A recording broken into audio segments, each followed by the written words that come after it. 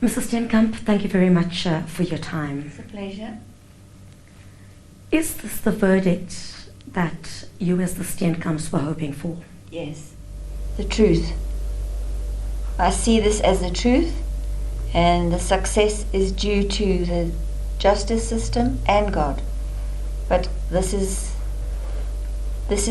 respect for my daughter and her life also, and respect for women all over this country, because we have too much of this happening and people get away with it. And now we have seen that the justice system works.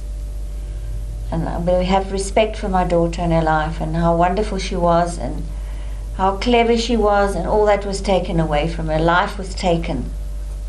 And the person who took the life must pay the price now.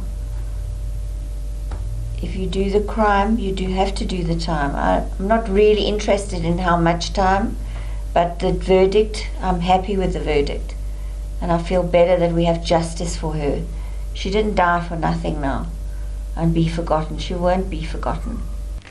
It's been a protracted legal battle. Yes. How has it been for you as a family emotionally? No, it's been devastating. My whole family, it's destroyed my whole family because a big part of their life has been taken away.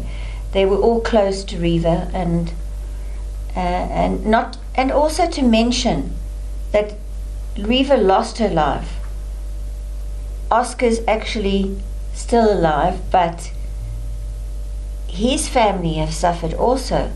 You have to think of that. 2 families totally destroyed because of what happened. But at least we have the truth now, and the right decision and the right judgment, and it's not up to me to say how long. I don't want to hurt him in any way.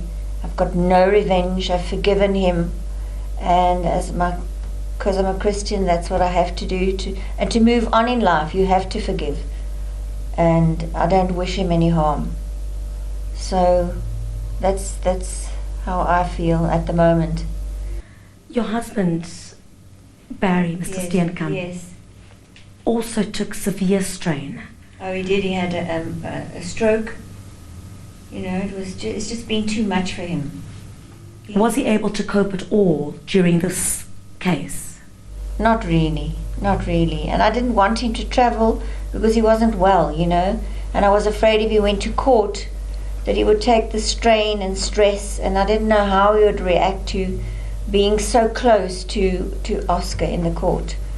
So I kept him away from that. And he can't travel very well, you know, because he doesn't walk very well now. Have you forgiven Oscar Pistorius? I have forgiven him. And I don't wish him any harm at all. He just has to pay for what he's done and take responsibility for what he's done, that's all. But I don't wish him any harm. What to you as the Steenkamps would be the appropriate sentence that you believe could be meted out to Oscar Pistorius?